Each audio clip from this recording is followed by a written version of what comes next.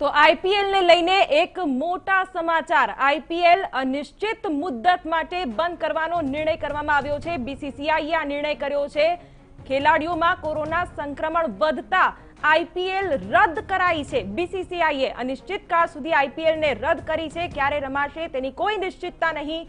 ખેલાડીઓમાં સતત સંક્રમણ વધી રહ્યું હતું, જેના કારણે એક પછી એક મેચો રદ થઈ હતી અને હવે જે મોટા સમાચાર આવી રહ્યા છે કે ખેલાડીઓમાં કોરોના સંક્રમણ વધતા બીસીસીઆઈએ અનિશ્ચિત કાળ સુધી આઈપીએલ રદ કરી છે। ખેલાડીઓમાં સતત સંક્રમણ વધી રહ્યું છે, તેવામાં બીજા ખેલાડીઓ અને આઈપીએલ સાથે સંલગ્ન લોકોને ક્યાંક જોખમમાં મૂકવા યોગ્ય ન જ કહેવાય, તેને ધ્યાનમાં રાખીને બીસીસીઆઈએ આ નિર્ણય કર્યો છે। બીસીસીઆઈએ અનિશ્ચિત કાળ સુધી આઈપીએલને રદ કરી છે। કોરોના કાળમાં આઈપીએલ ચોક્કસ પ્રોટોકોલ સાથે રમાતી હતી, છતાં પણ અહીં સંક્રમણ ફેલાયું છે, જેને જોતા હવે સંક્રમણ વધે નહીં તેને લઈને બીસીસીઆઈએ અનિશ્ચિત કાળ સુધી આઈપીએલને રદ કરી છે।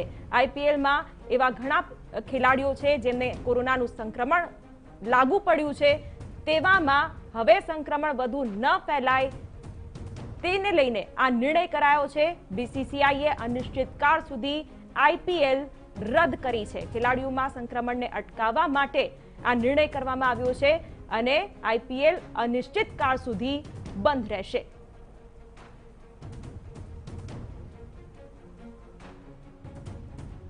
તો વધુ 2 ખેલાડી આજે સંક્રમિત થયાનું સામે આવ્યું હતું અને આ જોખમને ટાળવા માટે જ બીસીસીઆઈનો આ મોટો નિર્ણય